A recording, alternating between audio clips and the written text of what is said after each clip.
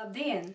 Šis ir Jauniešu centra otrais ziņu raidījums, un šoreiz tas notiek ļoti īpašā vietā – skaņu ierakstu studijā. Un atliek Ulvim ieiet iekšā skaņu ierakstu studijā, lai viņš vienkārši paņemtu un pārvērstos par ģitāru, tādēļ šoreiz ziņas būs šādā veidolā. Viss notiek, kā pagājušajā reizē norunājām. Septembrī notika Jura Rubeņa lekcija, kā nedomāšana palīdz domāšanai. Fokusētu savu uzmanību projām no sevis, no savām domām uz Dievu. Lai mēs paši apklustu un mācītos klausīties to pasauli, kas nemitīgi ir ap mums, bet kuru mēs vienkārši nedzirdam, tāpēc, ka mēs uzliek paši trukšņojam. Doma ir skaidra. Kristīgās meditācijas vissvarīgākais uzdevums ir atļaut Dieva noslēpumainajai un klusai klātbūtnei kļūt ne tikai par vienu no mūsu dzīves realitātēm, bet par vienīgo realitāti mūsu dzīvēs. Jā, vai nav tā, ka klausoties var uzzināt daudz vairāk nekā gāginot vienu jautājumu pēc otra? Klusēšana ir ļoti laba lieta. Vispār ar klusēšanu var izgāzties tikai eksāmenā.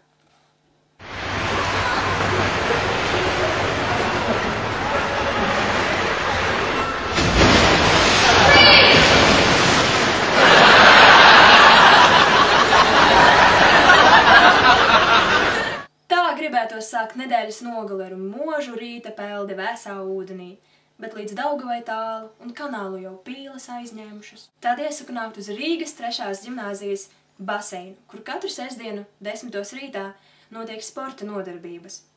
Tu sev piepeldinātu ne tikai možu garu, bet arī iemācītos izburbuļot savu vārdu zem ūdens.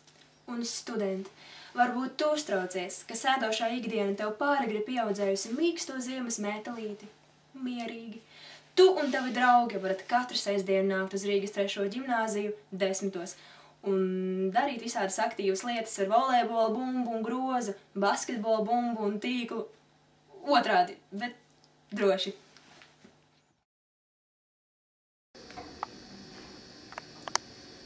Tu smaidi man, tu smaidi man, tu smaidi man.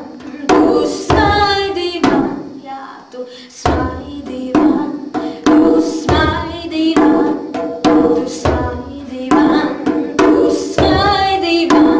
Dievs smaida. Un tās nav tikai češīras kaķa zobu rindiņas, kas pašūpojas zaļa zara un ātri izgaist. Dieva mīlestības smaids mūs visus silda bez brīvdienām. Reizēs, kad daci kašu sasilda viņa smaids, top jauna dziesma, kas atstarotā gaišumu un uzvēl kažociņu katrai nosalušai dvēselē, kas dzird viņas balsi.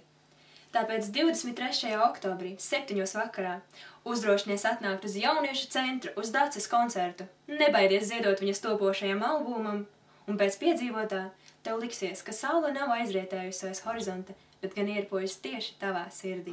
Labdien visiem! Prieks jūs redzēt Jauniešu centrā. Un šodien mēs tādā īpašā veidā svinām tādu neparastu dievkalpojumu. 15. oktobrī notiks slavēšanas dievkalpojums ar tematu Kā nepalikt vienam. Pirmkārt, nepalikt vienam, tas nozīmē atnākt uz slavēšanas dievkalpojumu. Tālākās norādes tu saņemsi dziedot līdzi, klausoties ar atvērtu sirdi un ausīm, kustoties un visādi citādi aktīvinoties. What about Daddy? What's the matter?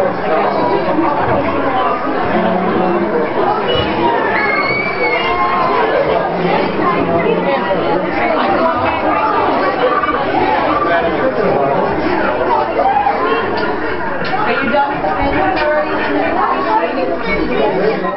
Jā, tādi ir Lelpa Jauniešu centra ļaudis. Draudzīgi, atvērti mīlestībai, dāsni smaidos, priekā un ar pārdabiskām spējām. Tā kā nāc un iefiltrējies mūsu multifunkcionālajā barā. Bet ja nu gadījumā tevi neiekārnē un neieinteresē nekas no šī brīža pieteiktā, tādēļ pastāv vēl iespēja atnākt tomēr uz Jauniešu centru un uzspēlēt uz Ulvija nerviem. Tātad šīs bija Jauniešu centra otrās ziņas. Un studijā bija Alīna un basģitārists Ulvis.